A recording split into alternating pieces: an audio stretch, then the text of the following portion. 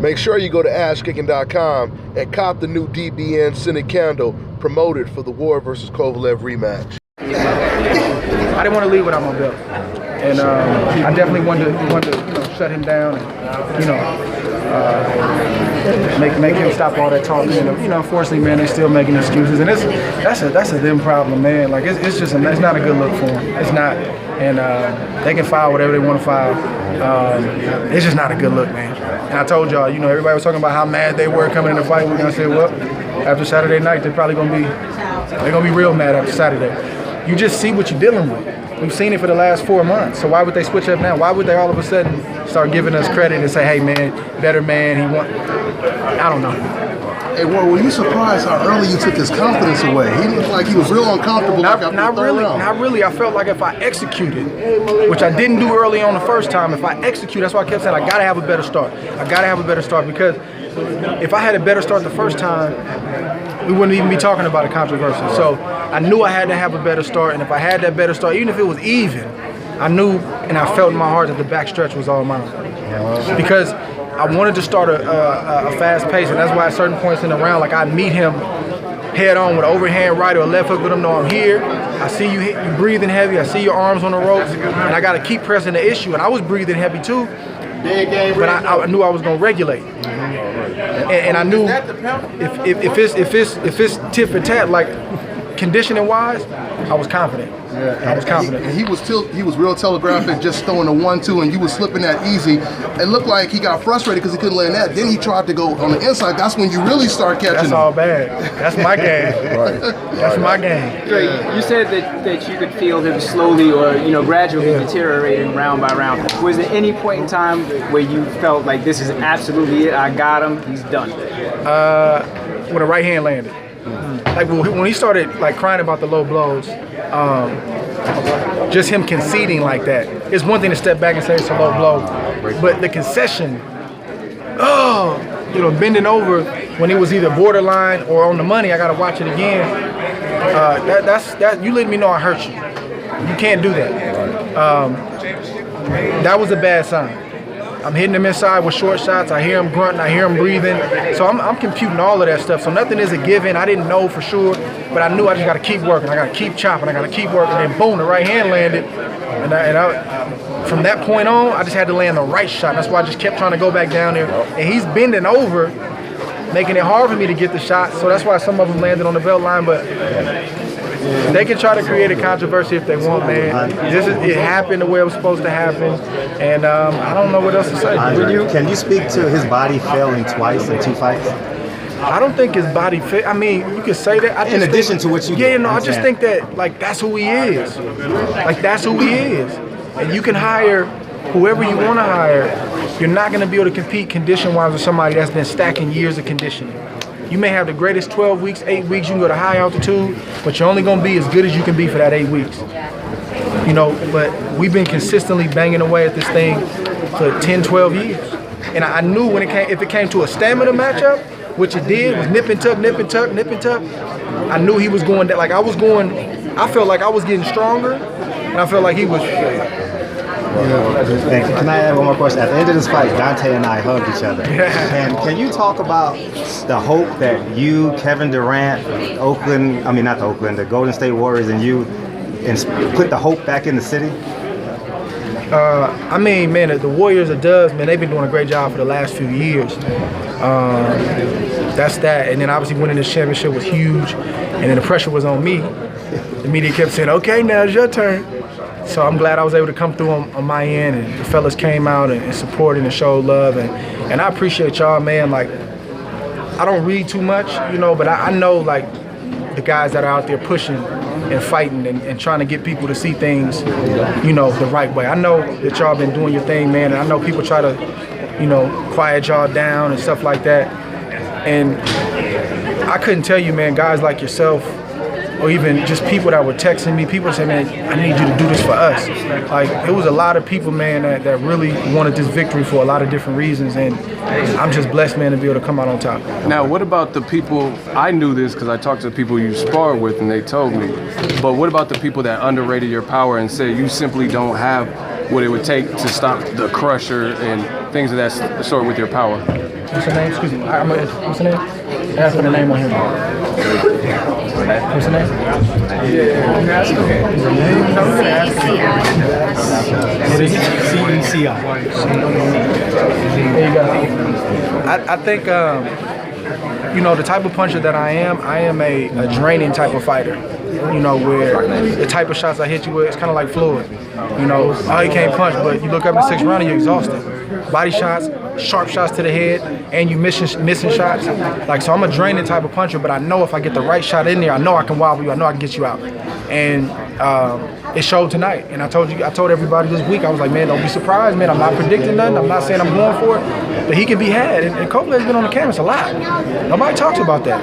And to his credit, he's gotten up and stopped dudes for the most part, so you got to give him credit for that. But he can be had if he got hit right. And man, he got hit on the button. That right hand felt good. For you, shit. Shit. I got it. And this seemed like a situation where the bully doesn't like to get bullied. Yeah. And I noticed every time that, like, let's say he landed a good jab, your instinct was to jump right on him and like get that get back, so it like suppresses his moment. Yes, that's it. Like that. Those are the ebbs and flow. Those are the little battles and skirmishes that happen. So you never really had like any kind of rhythm. I'm not trying to concede anything.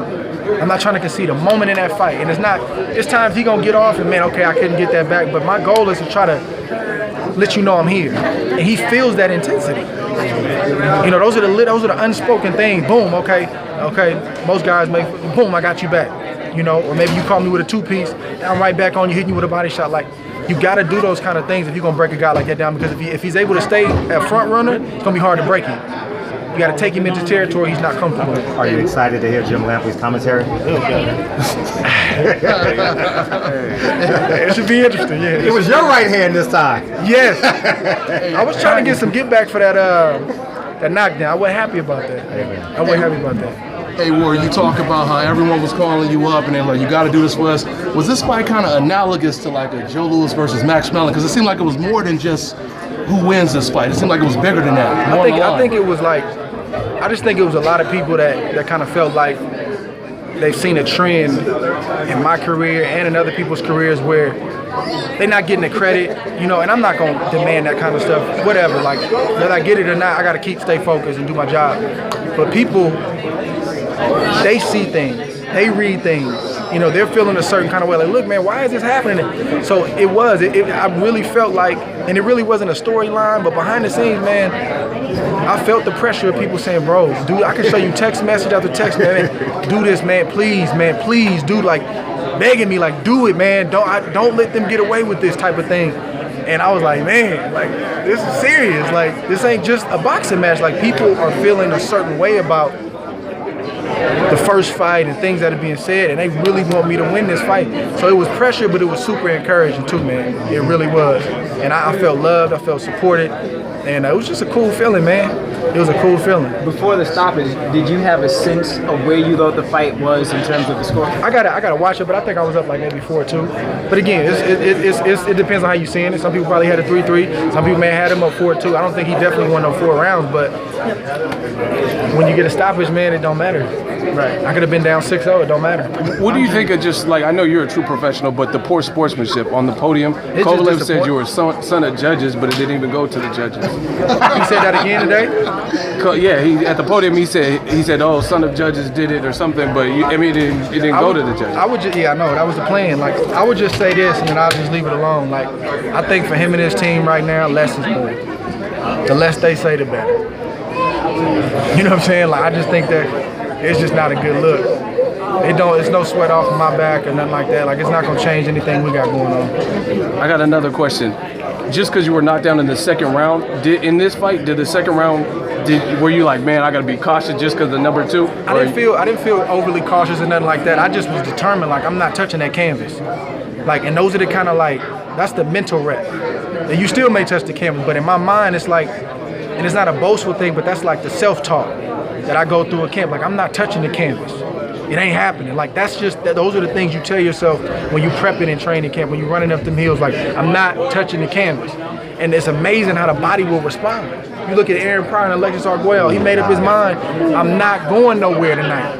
And some of those shots he got hit with would have crushed many a man. But that night, I'm not going nowhere. When you talk about Hagler and Hearns asked Hagler, how did you stay up? He said, I wasn't gonna fall. It's a mentality, man. So I didn't like being down there. I didn't like the look on my family's face in the locker room. I didn't like it, man. I don't feel like I should be on that canvas. I don't like being on the canvas at all. I don't do sit-ups on the canvas. I don't bend down and tie my shoe on the canvas. I don't like being on the canvas for no reason. What did you tell Kovalev at the weigh-in yesterday? I just told him he got what he asked for. I just kept telling him, you got what you asked for. Then he gave his little grin. I said, you can smile all you want. You got what you asked for. That's all I told him. Your defense looked real swift in this one.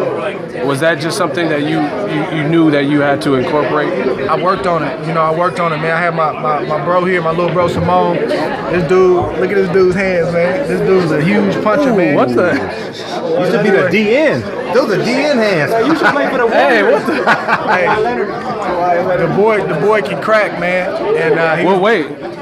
heavy. Okay. He's my top sparring partner this camp, and we hadn't sparred in years, man. He came through, and we got in some great rounds. We do 4-minute rounds. Sometimes we did 20-minute rounds. You said what? 20-minute rounds, yeah. Where I have guys, I'd have guys come in, like they get 5 minutes apiece. And come in. We had a You great, like a hot in the gym. we had a great, I'm gonna show y'all my sparring right here. I'll show y'all this real quick. I appreciate you taking the time with us, Drake. It's all good. Real talk, Drake. You American? We've been rocking with you for a long This is how my time. sparring went this camp. Look. What are we looking at, Drake? So this is how I track my sparring, the dates. We got 9 rounds, 8 rounds, 6 rounds, 8 rounds, 7, 12, 4, 12. No, it's good. It's good. 7 rounds, 20 minutes straight on that day. 8 4-minute rounds, which constitution of 11 rounds. Came back, did 10 4-minute rounds, which is really 13 rounds. We did 135 rounds at camp. Wow. You did 12 rounds a week before the fight. Yeah, Saturday before. Wow. Yeah, so we worked, man. We put in the work, man. Congratulations, man. I appreciate y'all, man. Thank you, man. Appreciate y'all riding with me, man. Thank you. All the time, Drake. Thank you, baby. Real talk. Appreciate y'all. You know what it is. You know what it is. That's up, bro. Just keep moving, keep moving. What you say that thing? No excuses, right?